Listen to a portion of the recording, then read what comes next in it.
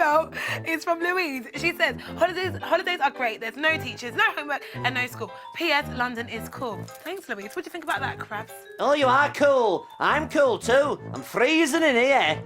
Oh, it doesn't seem to have worked. Keep sending your happy summer stories and jokes to cbbc@bbc.co.uk. We'll try and cheer him up after a bit of Splatalot. Well, you know what would cheer me up, Chris? Some lovely lamb. Hello, and welcome to the kingdom of Splatalot.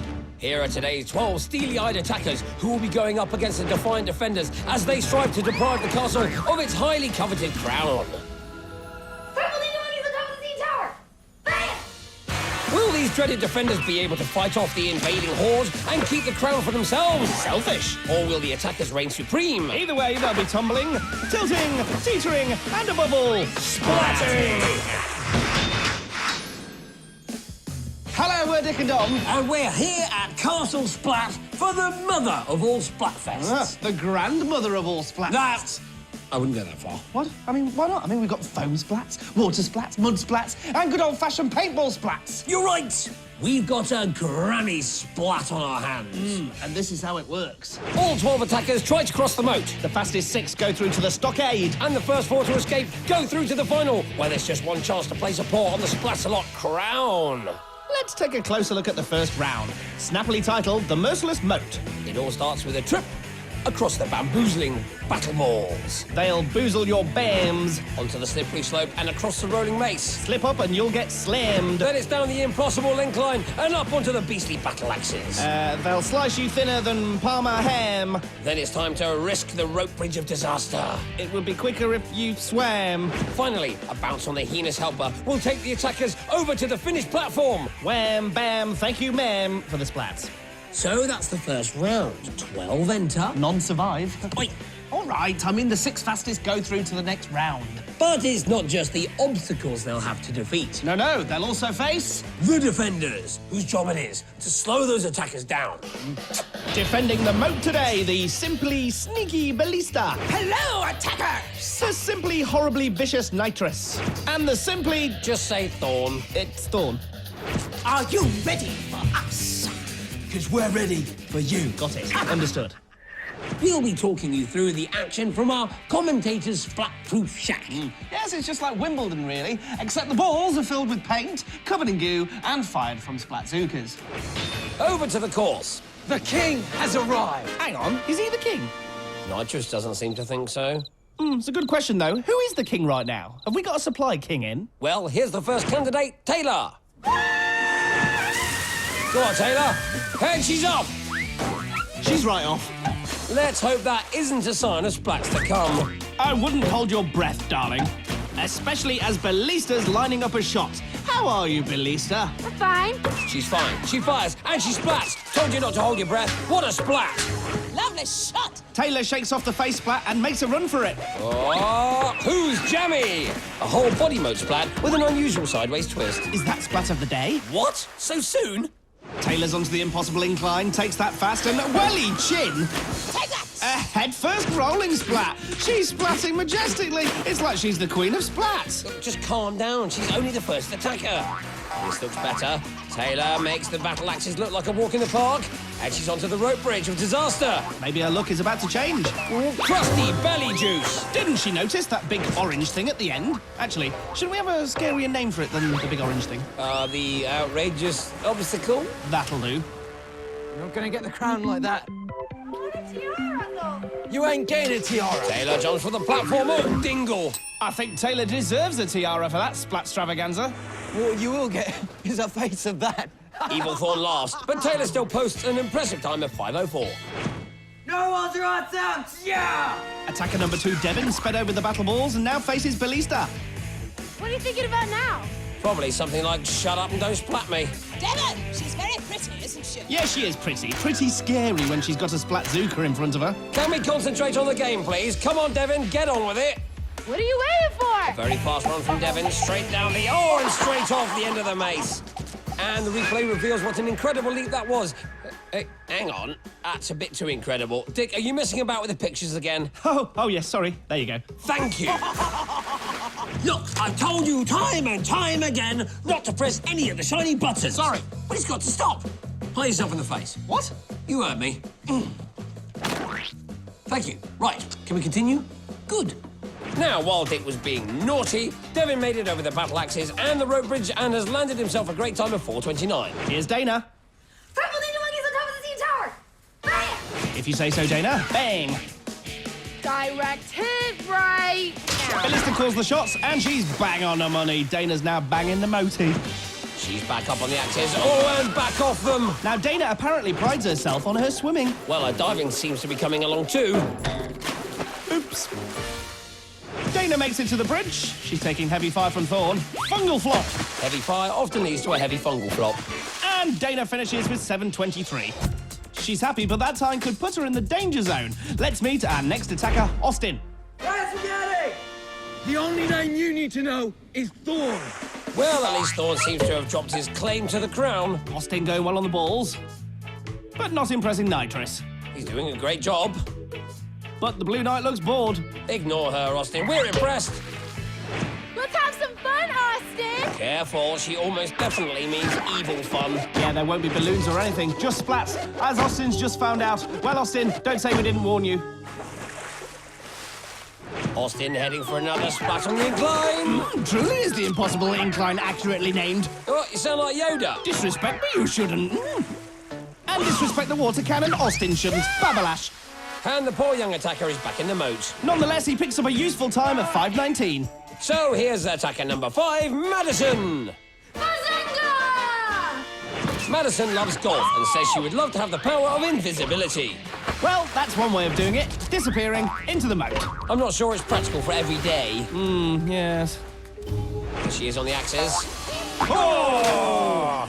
That was a spinning, splashing splashdown. I think we've got another contender for Splat of the Day. Madison slips, trips, and then tips into the moat for a dip. Everyone's had trouble with the bridge today, and Madison's no exception. But she crosses the finish line with a pretty good time of 5:11. Now let's see what attacker number 6, Michael, has to say for himself. Stop! It'd be a trap! If you knew it was a trap, why'd you just stand there? He's not standing there now. Whoa. Mike makes a great start on the battle balls. Steady. Oh! Smenker! Do you think that was the trap he was talking about? Stop! It'd be a spike.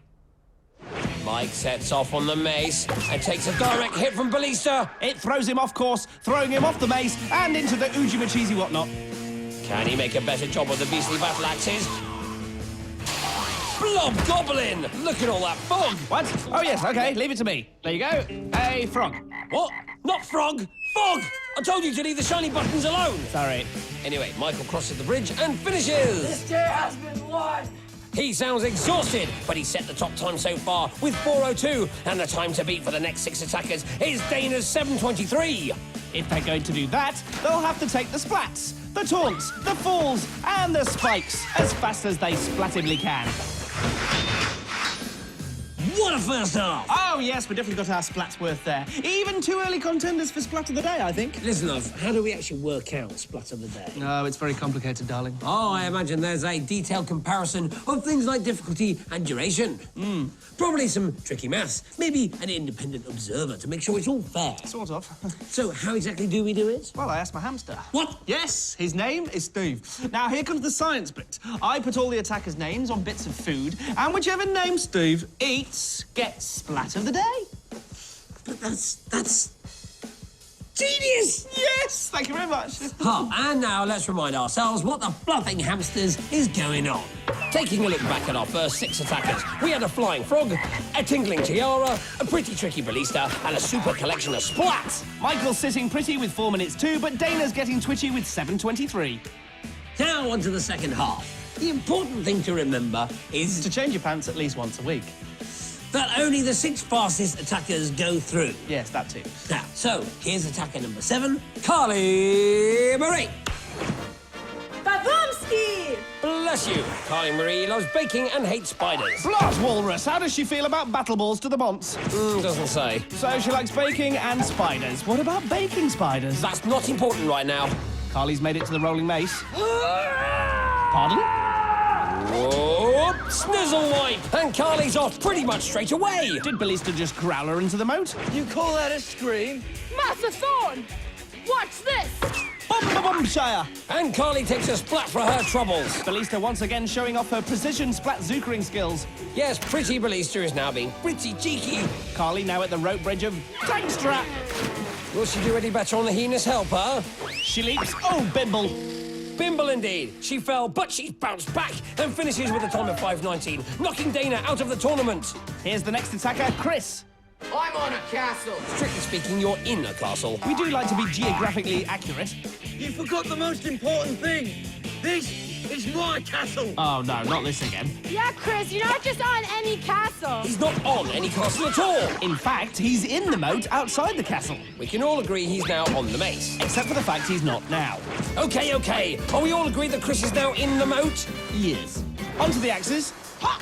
Yes! Even with just one weapon. We'll still get you, my dear. Get him, Thorn! And he does. Chris gets the wet end of the water cannon, but it's not quite the full splat. And Chris finishes in an amazing 2:37, the fastest time so far by a mile. Here's attacker number 9, Jesse. I can't swim. Oh, so the moat challenge might not be right for you then, Jesse. Skip to attacker 10. Yes. I'm a taco! Woo! Welcome to the world of Thorn. Boo hockey! Karina's scared of ghosts and wants to be a lifeguard. A lifeguard? That's just what Jesse needed. Bridport! Oh, yes, what a Bridport that was. Karina takes a splat on the noggin and into the eggnog. Douchemonger. She's bravely carrying on, though. Down the incline, past the ghost. Where? There. Look, will you stop it? Karina doesn't need distracting. She needs to hurry up. Can't see now. Nitrous takes another victim with her vicious vapours. And Thorn piles on the pressure with the water cannon. Nasty Thorn.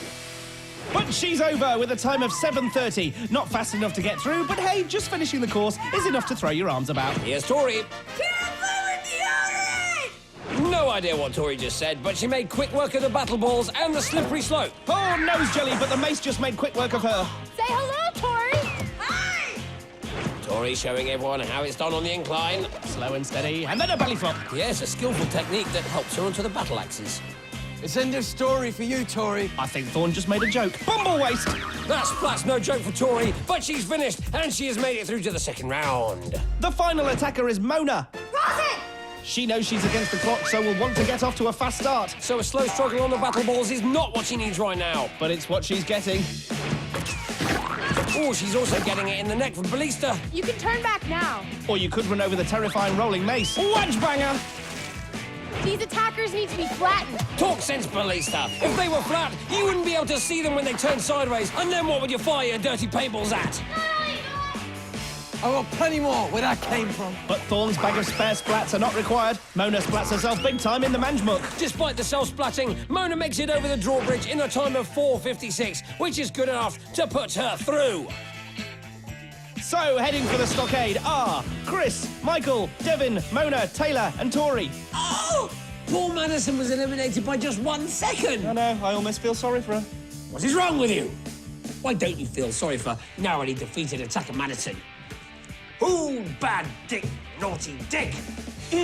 Because now she gets to go home and be all warm and dry. OK, she might not get to be queen, but she doesn't have to face the foamy stockade. I hadn't thought of it like that. You're right. She's well off out of it. Look what she's avoided. Gildar and his buckets of slime, a foam fest courtesy of Scab, and attackers desperately trying to escape whilst Kook splats them down. It's a splatcident waiting to happen. The moat challenge has left us with our fastest 6 attackers. But how will they get on in the slippery second round? They might be speedy, but pace is no guarantee of success in the stockade. Yes, because this isn't against the clock, it's against each other, which makes this challenge rather spicy. Our attackers are... Chris, Michael, Devin, Mona, Taylor, and Tori. And now let's remind ourselves exactly what the attackers will be facing in the stockade. What are you doing? So just trying to build the tension. Well, you don't need to, because the stockade is tense enough as it is. The attackers start by racing across the gigantic hexagon to get across to the smaller hexapods. They'll have to balance on the slippery pods long enough to grab rungs. Then race back over the hexagon to build their ladders. Once built, they have to grab a flag and get to the top of the battlements. The whole time being splatted by defenders, including the mucky Scab, the flappy eccentric Kookaburra, And the raging poser Gildar. don't be nasty. Welcome to Splatalot. Welcome to Splatalot. Splatalot. Singlewood? Splat. Splatalot! Oh, what are they like? They defy description. Time for a helmet check. That's Devin in the mint helmet, Mona in the violet, Tori with the lemon stripe, Michael with a full lemon, Taylor with a coral helmet, and Chris with the sludge. With Scab on the foam, Kook on the goo, and Gildar on the slime. Hey, and they're off. The attackers make a run for the hexagon. I love my job, ladies and gentlemen. Right, yeah, because there's so many other jobs you could do. To be fair, he is good at it. Check out that hit on Mona. She goes for the pod, and Kook goes for the splat. Gildar doing Tori off the hexapod there. Whilst Kook goes crazy with the goo grenades. The defenders are showing no mercy. They're really not messing about at spreading the mess about. This is weird. Where are the bad jokes and the infighting? Gildar, is it just me, or does that laugh get annoying every single day? Very annoying. Ah, that's more like it. The baddies are bickering. I suspect we haven't heard the last of this. I bet you can't go this whole round without doing that annoying laugh. I bet you, my friend, that you cannot yell or say scab rules once during this round. Fine, It's on. you're on. Wow, who will crack first, Scab or Kook? Oh, yes, that's much less annoying, Kook. Hey, Scab, what's that funny slogan you always say? Quick update on the reason why we're actually here. Chris and Michael are on their last rungs. Wait, I'll get it. Scab is great. Chris grabs the first flag, and he's heading back to his ladder. These attackers are literally walking round what's meant to be the messiest round. Scab dominate. Yeah, really catchy, that one, Scab. Gildar gets his head back in the game with the slime drop on Mona. Check it out! It's not just Chris with a flag. Michael's right behind him. Both of them are through to the final. Luke leans in for a slime test on Tori. Ooh, slap bang in the goggles. Did you know that Crockness and Gildar were once married? No. What? Yes. No. Scab's just making things up, surely. Actually, I think that might well be true. I remember reading it in Gossip International. Yeah, but you can't believe everything you read in the press. I don't believe that. Gildar's so handsome. I am very handsome. Yes, but were you married to Crockness? I told you that in confidence. Thank goodness we've cleared that up. Frankly, I'm surprised at Crockness. I thought she had better taste. Taste? The woman has an alligator head for a scarf. Good point. Back to the tournament. Mona has the third flag and she's going for a ladder. And there's Devin grabbing a flag of his own. That's all 4 flags. And with 4 attackers making it to the top, that leaves Taylor and Tori all alone in the foam going home. Well put. Thank you. So the stockade has done its job. 4 attackers remain, and they will soon be attempting to capture the crown of Splatalot. Yep, Chris, Michael, Mona and Devin are all heading for the grand final. Which, let me tell you, is no picnic. Unless that picnic involves some of the following. Sploshes, splats, evil defenders armed to the teeth, more splats, and being caked in foam. But at least no wasps. What? For the picnic. You know, Dom, I've been thinking. Oh, no. You've been a really good mate to me. I mean, like when I was messing about in the first round and you made me pie myself. What I'm trying to say is, you've always been there for me. Yeah, well, no worries, eh? I just want you to know I appreciate it and that I'd happily do the same for you. Yeah, well, thanks. In fact, I'll do it right now.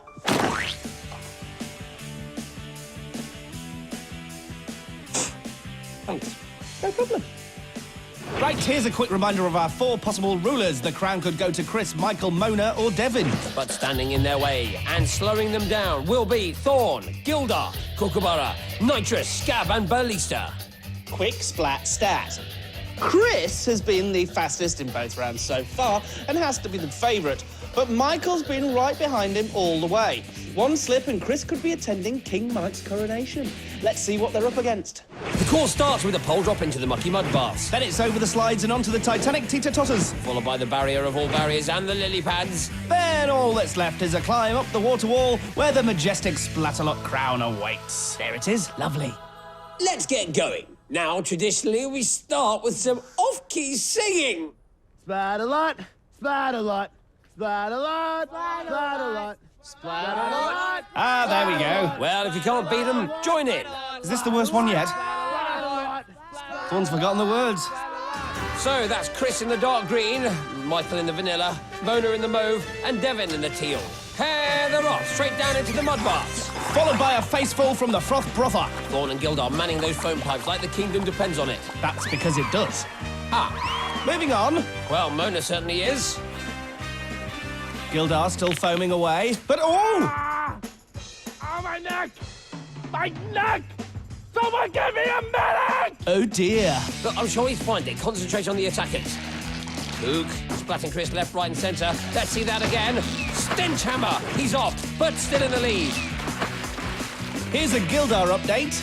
Bad news, everyone! I've hurt my neck while flipping my hair. I'm going to be unable to compete today, but I've decided to coach you from the sidelines. No, we're good, thank you. Anyway. Are you okay? I hurt myself very badly. You said it'd be fine, mate. Concentrate, Dick. There's Mona, teetering off the totter. And Cook just gooed Chris again, although he's still in the lead. Yes, but I want to know how Gildar is. As a Viking who is injured, I am very proud of you all. Very proud. And handsome. See, look, he's fine. Now commentate. All right, where were we? Ah, yes. There's Devin pulling himself out of the water, but Michael in yellow is making a play for the barriers. Yes, he's up. He's got his footing, steadies himself, and he leaps. Chris trying to join him. Oh, Scab splats him. No Viking coach required there. Devin and Mona on the totters. You know, Scab is like a crazy psycho barbarian. But in a good way. Michael is taking quite a splatting out in front. Favourite Chris still back in second place. Nitrous lines one up. Michael leaps and falls short of the water wall. Could this be a chance for Chris? Well, thanks to Thorn, we've got absolutely no way of telling. Way to go, Smoke Boy. Here's Chris, trying to steady himself on his lily pad. And he jumps, and he makes it! He's closing in on Michael, who's trying again to reach the water wall. This is getting very close indeed. Nitrous is looking determined. She can't stand the suspense, and neither can I. Would you prefer a reminder of the slow ones at the back? No, I want to see the tense battle to the finish. How about Michael doing a silly dance? No, stop it. Stop pressing the shiny buttons. This is the final. So that was embarrassing. Please. Mona's nearly at the barrier, but I don't think she can catch the leaders. Nope, looks like this is a two-horse race, and those two horses are Michael and Chris, who aren't actually ponies, but two young chaps. I think I preferred it when you were pushing the buttons. Chris, struggling to get started at the base of the water wall, whilst Mona tries to make herself the third non-pony in this two-horse race. Michael is totally failing to get a grip. But Chris has finally figured it out. He's on his way up. It's getting away! Everybody, this one! I can't see anyone catching Chris now. No, Michael's still in the water. Look at him getting the crown! Too late, he's got the crown. All hail King Chris, new king of Splatalot. Sorry, Michael. That's really embarrassing, everyone. Says the Viking with a bob and gold shoulder pads. Yeah, don't kick a man when he's down. Or in this case, when he's accidentally really hurt himself flicking his lovely shiny hair. Sorry, Gildar. Well, wasn't King Chris impressive? He was the favourite, but as predicted, Michael pushed him all the way. In fact, for most of that round, he was in the lead, making it a very exciting final indeed. And the excitement just keeps coming. Yes, strike up the band and get out the hamster, because it's time for Splat of the Day. And I can now reveal that the first name Hamster Steve munched through was... Madison! Let's see her splat. Madison made the first step onto the battle axes look easy. But when she went for the second step, she went down in a spectacular fashion. Respect.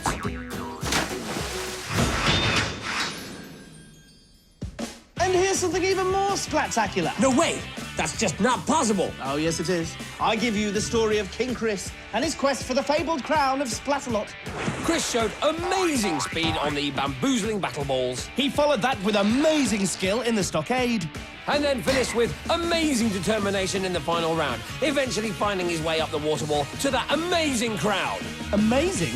So that's the end of this amazing episode of Splatalot. All that remains to say is he's Dom, He's Big Nose. and this is King Chris getting crowned. I'm the king of the castle! We'll see you soon. But in the meantime, Keep splatting.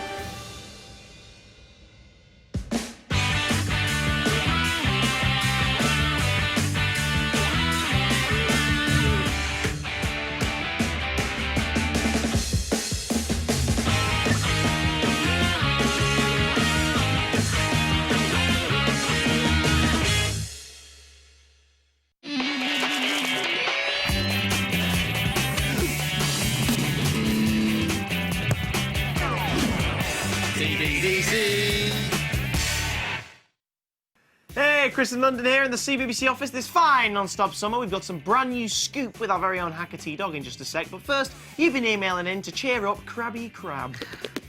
Hey, I'm never going to be amused by that lot at home, Chris. You just watch me. Right, maybe we should read some of her emails, see if you could cheer him up. Go on, It's a Chris. very good call. This is a picture sent in by Emily. Have a gander at this, Krabby.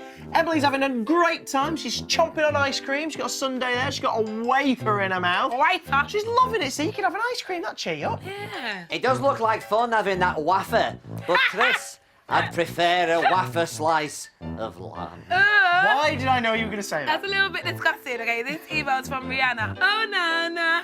What's her name? Rihanna. It's Rihanna. She says, my summer holidays have been great because I got absolutely drenched in a water fight. How can that crab only like lamb? I like jam. What do you say, Krabby? Jam sweet, lamb savoury. Right. So you're not happy at all about this summer, Oh are no, you won't cheer me up. I've told you before, after what happened last summer, I'll never crack a smile again. Get out of it, you pesky kids. That's not your seaweed to tinker with. Yeah!